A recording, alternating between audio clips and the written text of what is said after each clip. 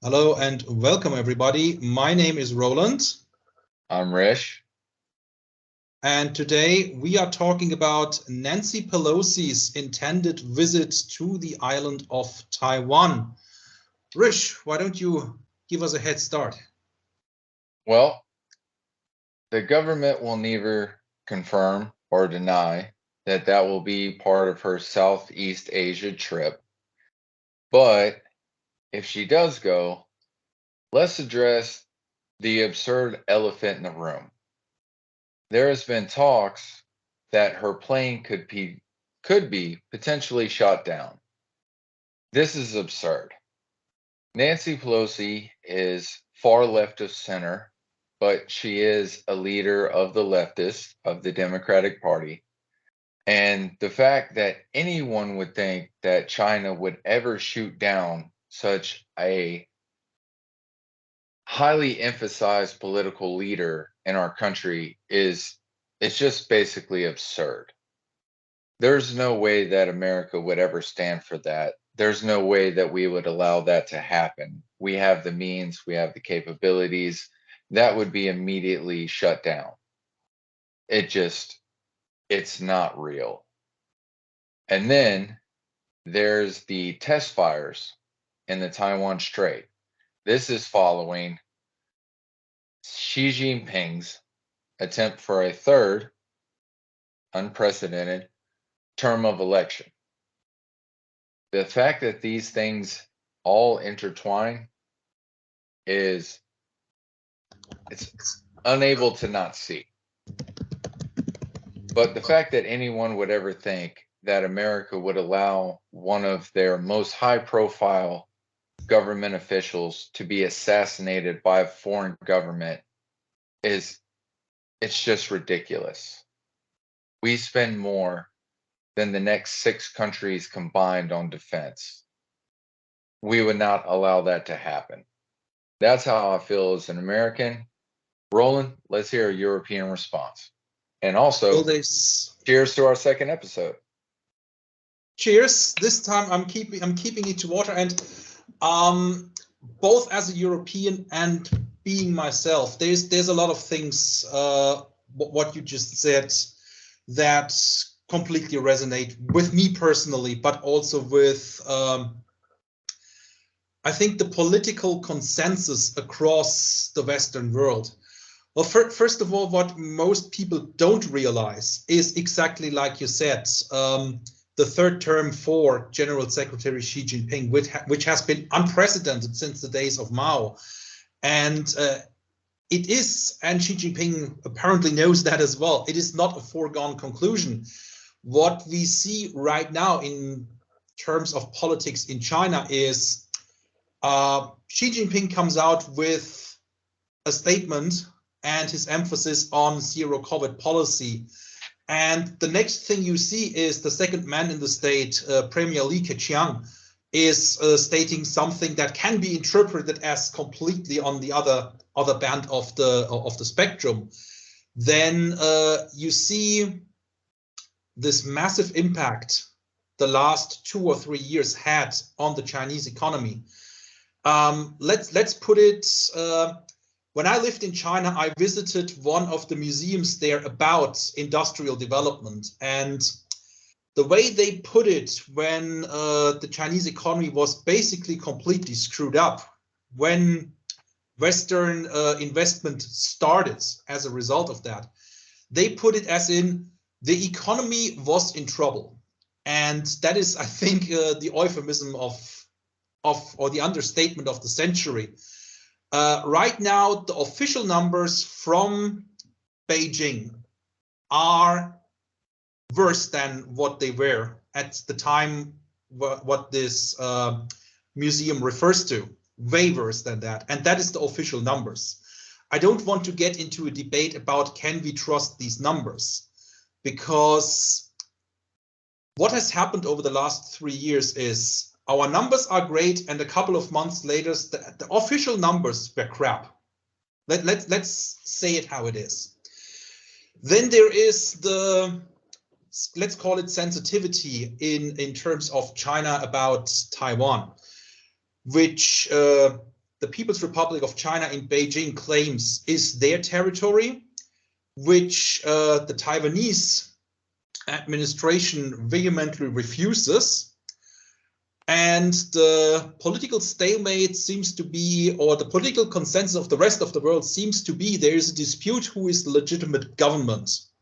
So having that out of the way, there have always been live fire drills and political statements from both sides of the Taiwan Strait. Taiwan is still officially labeled as from China as a rogue province. Exactly. And Taiwan itself, they call themselves Republic of China, which is basically also signaling continuity between the previous government of mainland China and their previous claim that they are the legitimate government for the mainland. I mean, you and I are not going to solve that discussion, but there have always been live fire drills.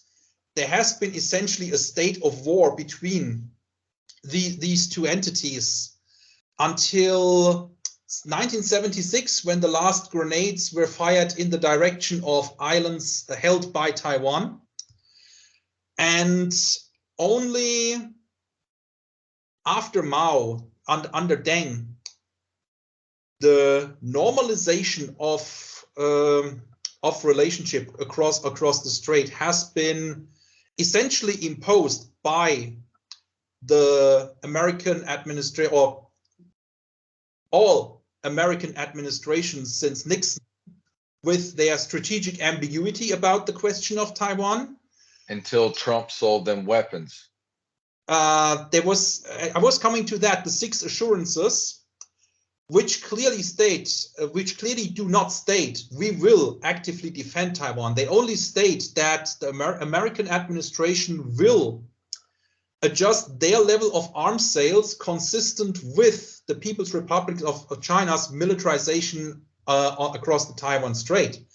And it's a matter of debate whether this militarization of not only the Taiwan Strait, but also the South China Sea against international arbitration and law constitutes a situation where more arms sales or different arms sales are to be made. That's obviously not my beef in that discussion, but as you were saying, in November, I think it will be the decision whether Xi Jinping will get a 3rd term or not. There is plenty of opposition in the country. There is plenty of opinion, not only within China, but also outside of China, that this will not happen.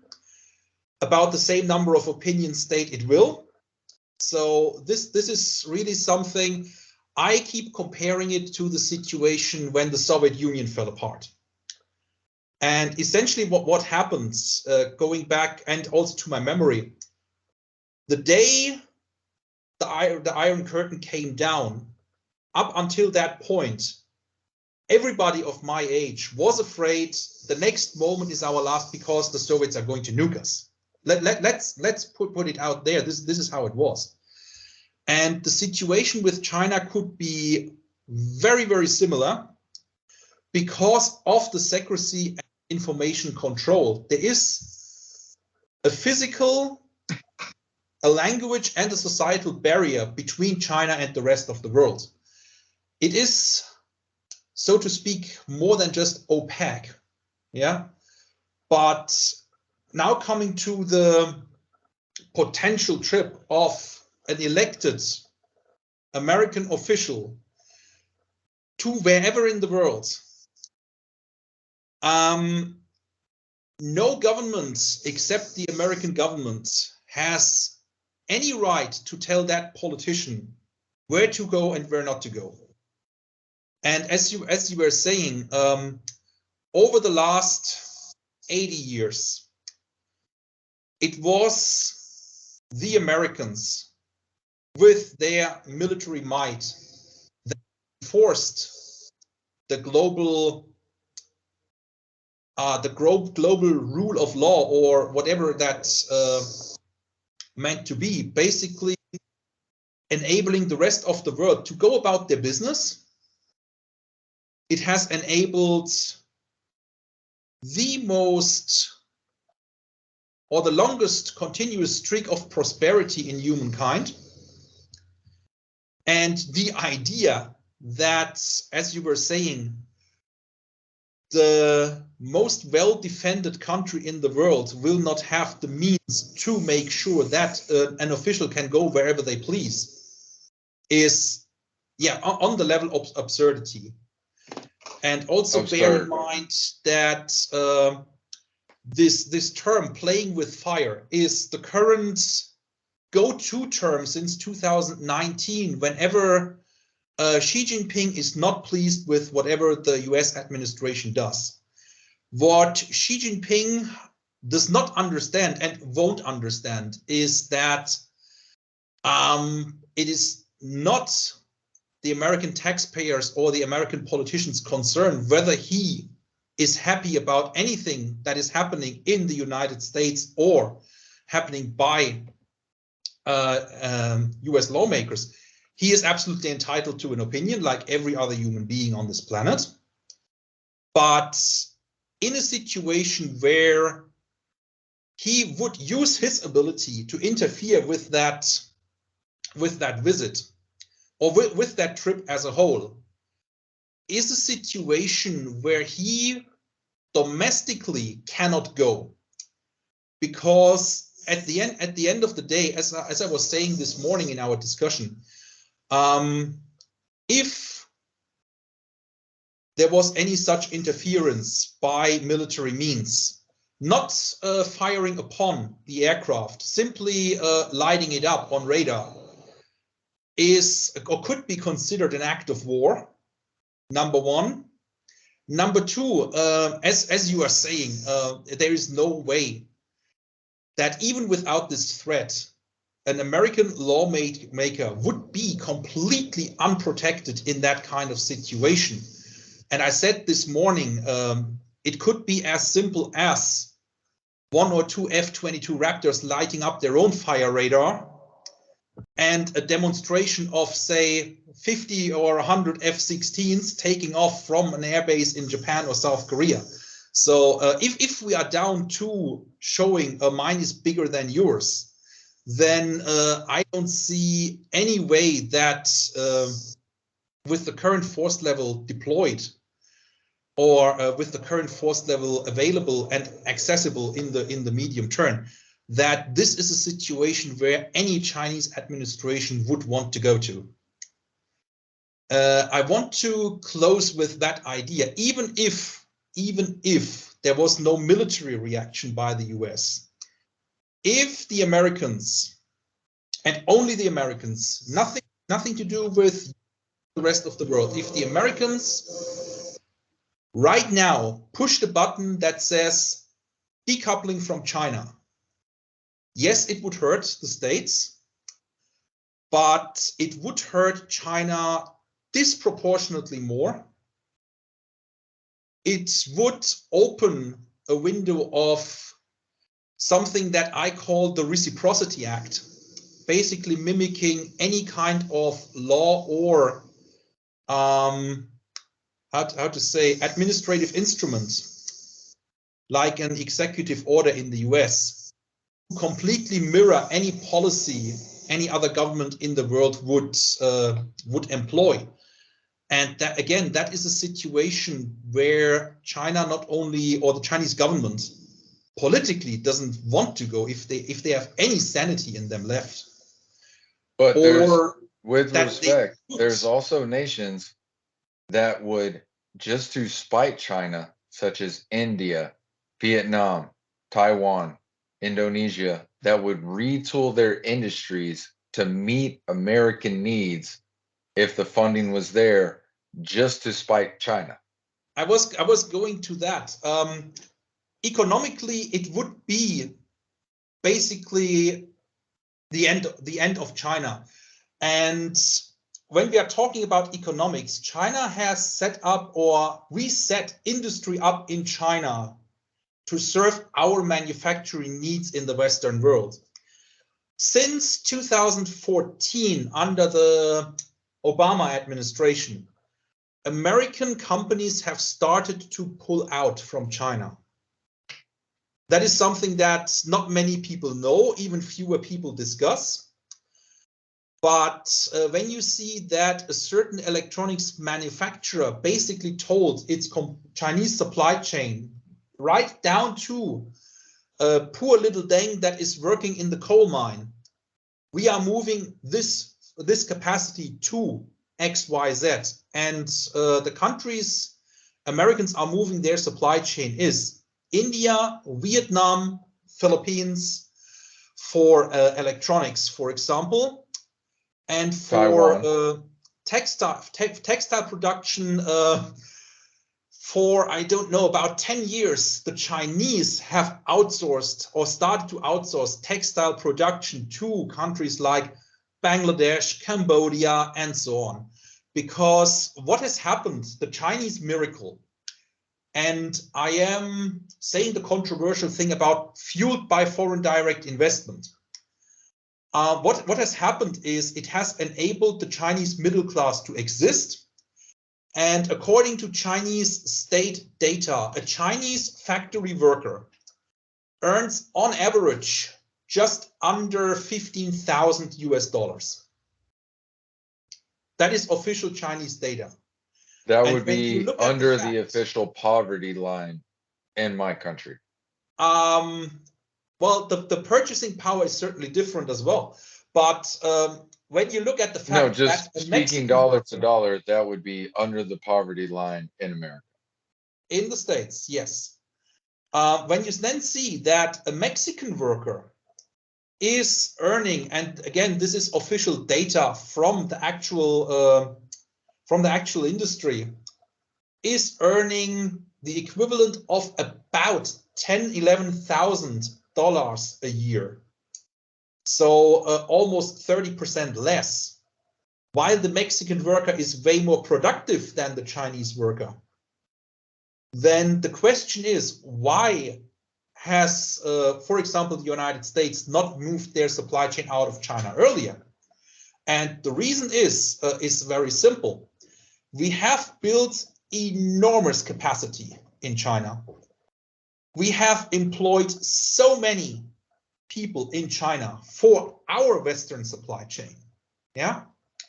And the fact of the matter is, this has become increasingly expensive, but never as financially expensive as for us to say, this is too expensive now, we are moving back. Yeah.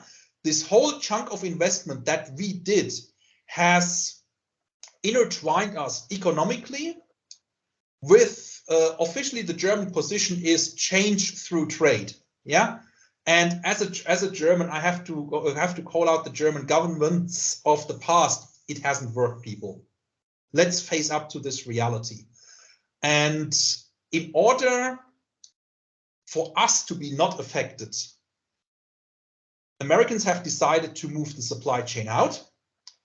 Then there is the issue Australians have realized 2016, 2018, long before the we won't buy coal from you anymore diplomatic row, is that if we move production back to Australia and if we employ Lean Six Sigma in our factories, it is actually cheaper.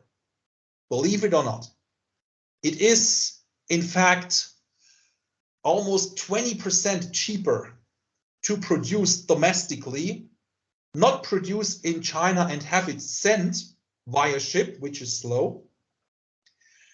And on top of that, just from the financial perspective, and people are making it is financial now because of the lockdowns in China. No, what Western industries and Western politicians have realized is that at a moment's notice, somebody in the Chinese Communist Party can go in our factory, tell us to bugger off, and there's F all we can do about it. And this has happened. This will continue to happen. And unfortunately, when you are dealing with such a situation, at some point you need to fess up to reality and say, This is completely out of our control, which then means our investment is essentially non-recoverable. We are better advised to start moving somewhere else. So not only the financial situation is changing for Western supply chains, the political situation has dramatically changed since 2019. Yeah, the world post-COVID is or will be completely different. We still don't know what it's going to be like. But when I lived in China, for me, the defining moment was actually being able to watch Secretary of State Mike Pompeo's speech at the Nixon Library. And I immediately told or said to my friend, this means the Americans are leaving. And shortly afterwards, it became state policy in Japan. We are moving the supply chain. And when you look at the determination that especially Americans can show when they believe in the cause, I don't know why anybody in the world has any doubt about, yes, the states will decouple. And being possibly the only country that can approximate economic autarky, it is not going to be an American problem what that causes for the rest of the world or for the supply chain in China. So under those circumstances, I can't see any situation where Nancy Pelosi can now say, well, I'm not going, or I'm not going in an official function. This is literally saying that Xi Jinping makes the policies in the White House, and that just can't happen. End. How long do you think it will be until there's an official U.S. embassy in Taiwan? I say under 3 years. Okay. Question for me is, who is going to win the next election? If that is a Democratic contender, you might be a bit off. But if it is any of the Republican contenders, whoever that's going to be, yeah, right now, my gut feeling as a Republican contender is either frontrunner Mike Pompeo or my top bid, Ron DeSantis, the governor of Florida. Florida. I'm a Florida resident. Ron DeSantis, he's not going to be president. We're keeping him at Florida. Well, he is nominated as a running mate, or I would say I would say he's feeling his way out for the 2030s, because he's still a pretty young guy. Yes. He's still a pretty young guy. And like I said, it is not really relevant who the Republican contender will be. But if it is anybody with the likes of Donald Trump or Mike Pompeo, I think we will see the official recognition of Taiwan as a country, basically as a challenge to especially a third-term Xi Jinping administration in China, will be put forward as a challenge of, yeah, what you gonna do about it? Secondary question. Would you say that the recognition of the government in Taiwan would not be the US's saying Taiwan is a country, but it would be actually the US identifying the government in Taipei as the legitimate Chinese government? Because Taiwan and China have always said that they are part of the same country. Yeah. They have never disputed that. They're agreeing that that is China. both Yeah.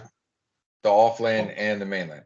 So One of the I think things, that yeah. would be actually the government saying that the government in Taipei is the legitimate government of all of China. Well, the problem that this would entail is you would need to break off diplomatic relations with Beijing, and I think That would be difficult. which, yeah, because the reaction will not be positive for any Americans in China, but I don't think any American administration will make it so. My feeling about this is, yes, they will recognize Taiwan as an independent country without any reference to who is the legitimate government of China.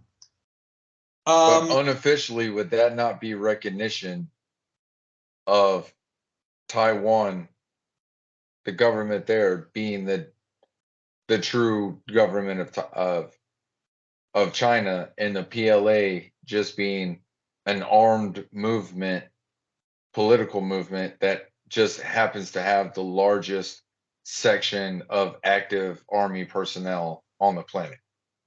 Well, as I said, it is a political possibility, but the potential downsides of that is, yeah, which is the real government. So we are only going to talk to one government, and any time we then have any business with the other government, whichever that is a matter of not only, it goes beyond controversy. It is also no longer a strategic ambiguity.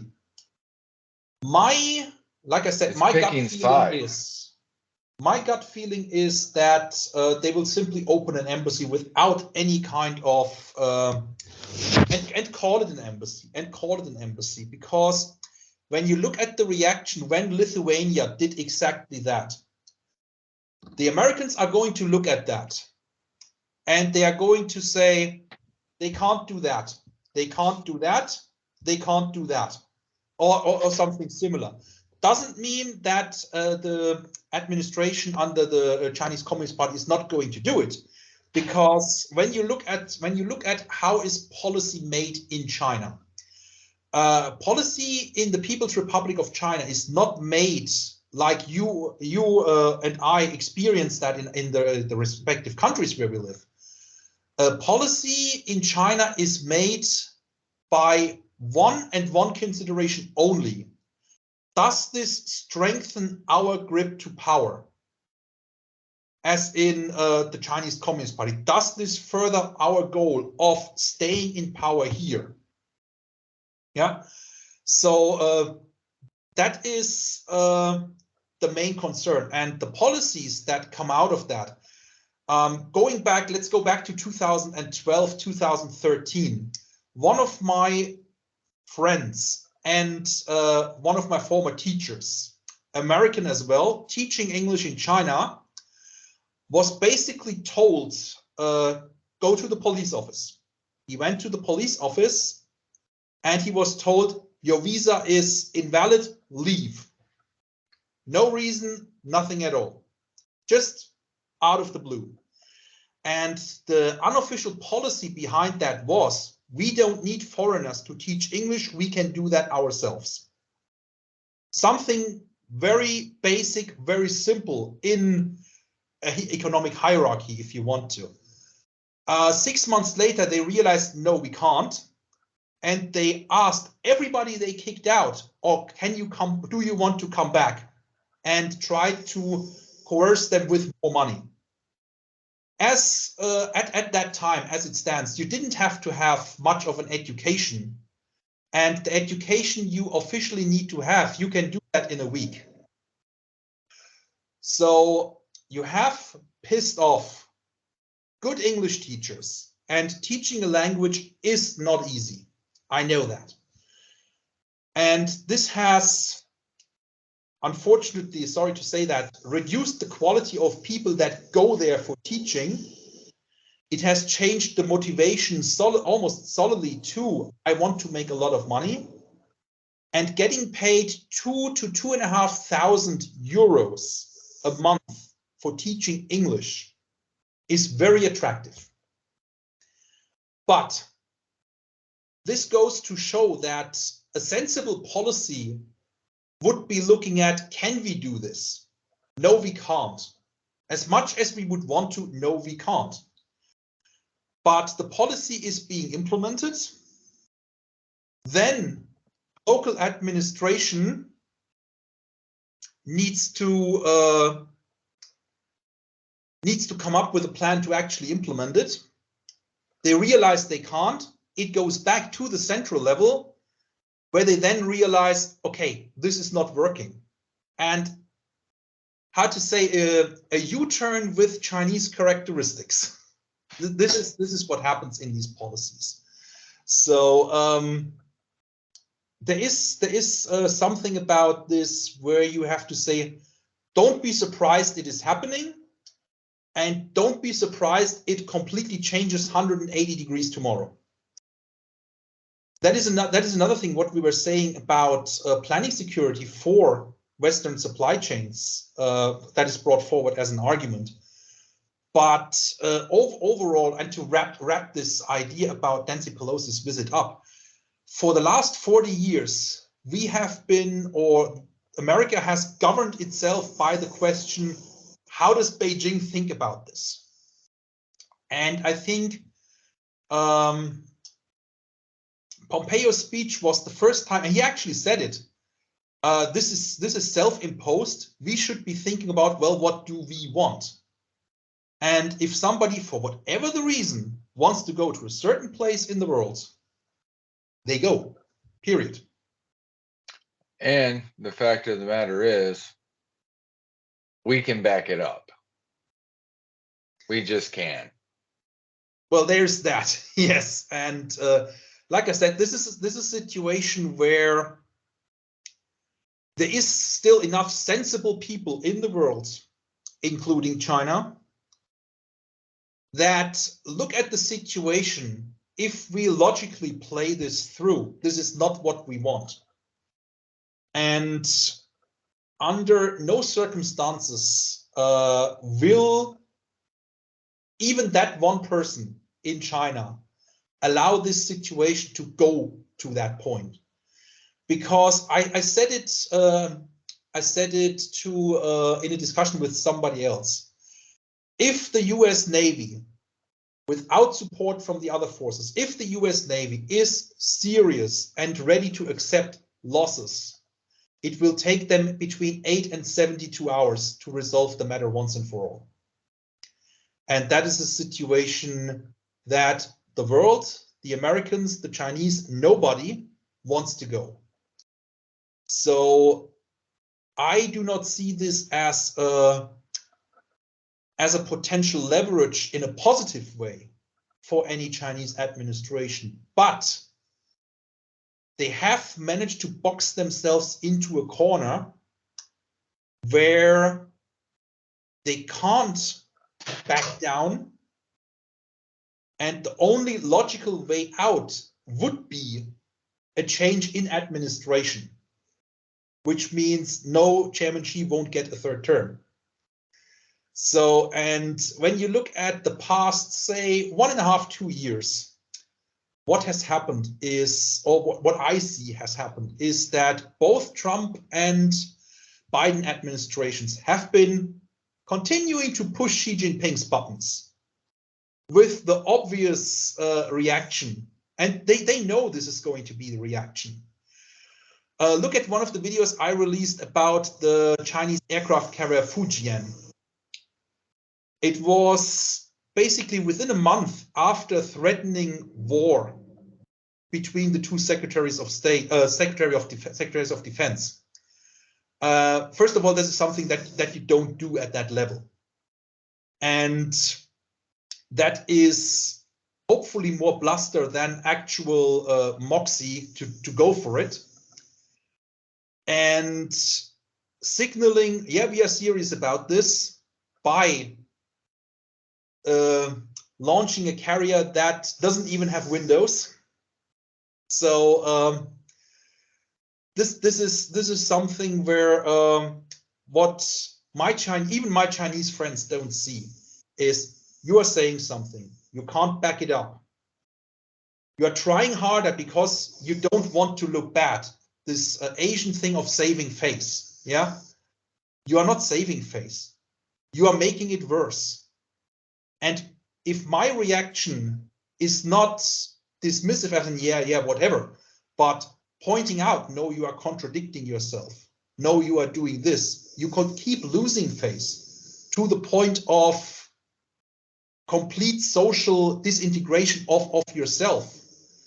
And this is just a situation that without all this show of force, especially when you can't back it up, as you say, is a situation you don't want to go to. Yeah, be open, be honest, and the rest will come together as it's supposed to be. Pride stings. And I guess that's where we'll wrap it up. And you have a nice day. Enjoy yourself. And see you Look the for next next time. week. New video every Sunday. Every Sunday. See you next week.